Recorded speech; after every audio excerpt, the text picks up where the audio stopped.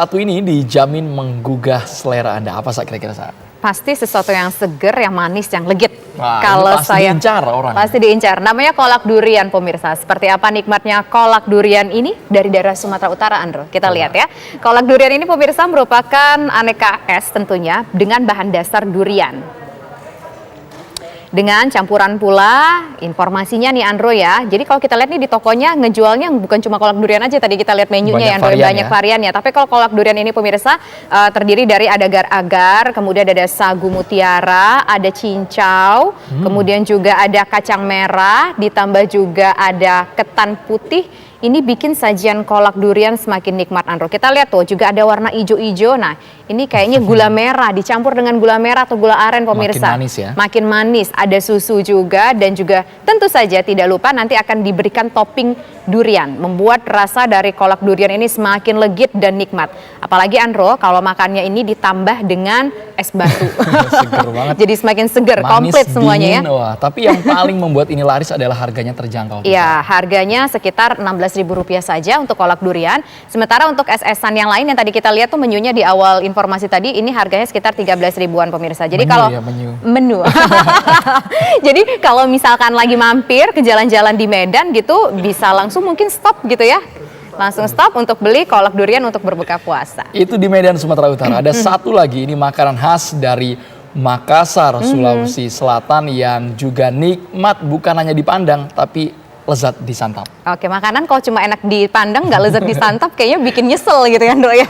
Seperti apa, pemirsa? Ini nama bahan makanannya adalah bahan makanan berbahan dasar daging sapi dengan kuah khas yang gurih dan dikenal dengan sebutan palu basa. Palu basa onta. Apakah mungkin dari daging onta atau mungkin dari daging yang lain? Palu basa adalah, pemirsa, salah satu dari banyak sekian makanan berbahan dasar daging sapi ternyata, Andro, yang terkenal di Makassar, Sulawesi Selatan. Nah, makanan khas ini menyerupai coto, biasanya disantap dengan nasi putih. Yang membedakan palu basa dengan coto adalah kuah palu basa yang dicampur dengan kelapa sangrai, membuat rasa dari palu basa ini semakin mantap. Kalau cuma lihat aja percuma, lebih enak kita langsung ajak pemirsa untuk menuju ke Makassar, Sulawesi Selatan, karena ada rekan kita yang akan mencicipi bagaimana lezatnya palu basa ini. Dan bikin pemirsa dan kita di studio ini juga ngiler, karena kita belum buka puasa, Andro ya. Sudah membatalkan tapi belum makan berat gitu. Baru camilan, baru takjilnya kita ya. Sama nasi enak nih kombinasi palu basa. Kita ajak menuju ke Syamsul Ma'arif di Makassar, Sulawesi Selatan. Oke, Syamsul Ma'arif, silahkan Anda membuat kami mengiler petang hari ini. Seperti apa sih rasa nikmatnya palu basa makan langsung di Makassar, Sulawesi Selatan? Iya, Andro, Tisa, dan pemirsa. Nah, Andro, Tisa, kalau ke Makassar harus ke tempat ini, ke Palu Basa. Palu Basa ini merupakan salah satu dari sekian banyak masakan atau makanan enak yang ada di Makassar. Nah, palu basa ini makanan khas yang berbahan dasar daging sapi. Nah, ini di depan saya sudah ada nih palu basanya. Nah, ini tadi saya pesannya campur, isinya ada dagingnya, kemudian ada hatinya, kemudian ini daging pipi. Nah, ini daging pipi. Daging pipi ini yang khas dari palu basa. Jika coto yang khas adalah dagingnya, kalau palu basa yang khas adalah daging pipi. Nah, ada daging pipi, kemudian ada usus juga. Nah, palu basa ini kurang lengkap rasanya jika kita tidak mencampurkan dengan ini ada telur. Telur ini mentah, namun dijamin ketika dicampurkan ke dalam palu basa itu membuat rasa dari palu basa ini makin gurih, Andro dan Tisa. Nah, kita campurkan saja langsung. Nikmatnya baru lihat aja sudah bikin ngiler, Andro ya, Tisa ya. Nah, kemudian kita aduk-aduk aja. Nah, meskipun mentah, kelihatan mentah, tapi ini membuat cita rasa dari palu basa ini makin gurih. Nah, satu lagi nih, selain menambahkan telur di palu basa ini, ada tambahannya kelapa sangrai. Nah, ini kita bisa taburkan di sini. Ini yang membuat beda, yang buat beda palu basa dengan coto adalah campuran dari kelapa sangrai ini membuat aroma dari palu basa ini makin wangi, makin nikmat aromanya begitu. Nah, saya tidak ketinggalan nasinya dengan sambal. Nah, jeruk nipis, saya tadi lupa ya minta jeruk nipis. Kalau makan makanan berkuah di Makassar itu kayaknya kurang lengkap deh kalau tidak tambah jeruk nipisnya. Ya, ini dia sudah ada jeruk nipisnya. Nah, kita bijinya sampai keluar ya, nggak apa-apa. Pokoknya dijamin enak nih Palu. Saya kan langsung saja mencicipinya Andro dan Tisa. Bismillah. Wow.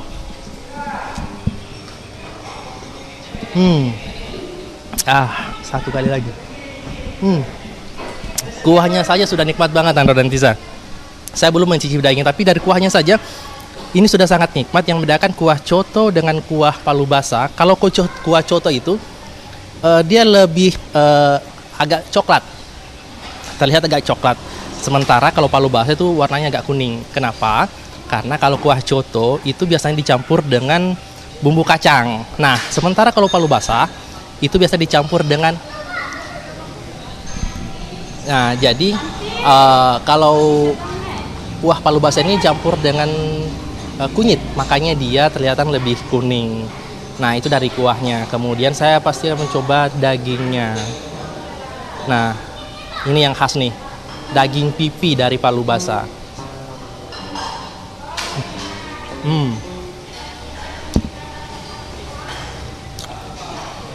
Ini memang sangat nikmat Andro dan Tisa. Ini yang harus Andro dan Tisa cicipi kalau ke Makassar.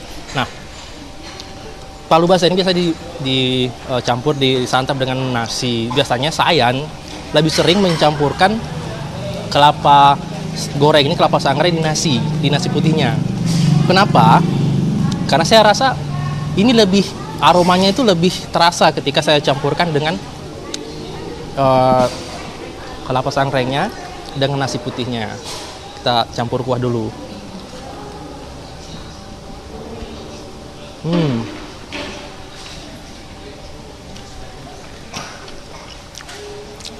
Sangat nikmat Andro dan Tisa. Nah, makanan palu basah ini sudah ada sejak abad ke-16. Dulunya makanan palu basah ini hanya dikhususkan untuk kaum pekerja saja, karena biasanya konon katanya keluarga kerajaan hanya menikmati daging-daging sapi, sehingga masyarakat awam, masyarakat umum hanya bisa menikmati jeroannya saja. Kemudian dibikinlah sajian khas yang menggunakan bahan dari jeroan sapi. Nah, kalau untuk harganya Andro dan Tisa, untuk harga satu mangkuk palu basah ini hanya dijual dengan harga 20.000, kemudian untuk nasinya 5.000 dan air mineralnya juga 5.000, kemudian telurnya juga 5.000. Jadi sayangnya sekitar 30.000 lebih kita sudah bisa menikmati makanan khas yang enak. Dan biasanya untuk di tempat ini tadi saya sempat berbincang dengan pemiliknya dan menyebutkan bahwa ada sekitar 800 porsi yang biasa laku dalam setiap hari. Ada sekitar 100 kilogram daging yang disiapkan untuk bahan untuk palu basah dalam satu hari itu. Itu loh Andro dan Tisa, pokoknya kalau Makassar harus mencicipi palu basah. Andro dan Tisa, saya kembalikan ke Anda di Jakarta.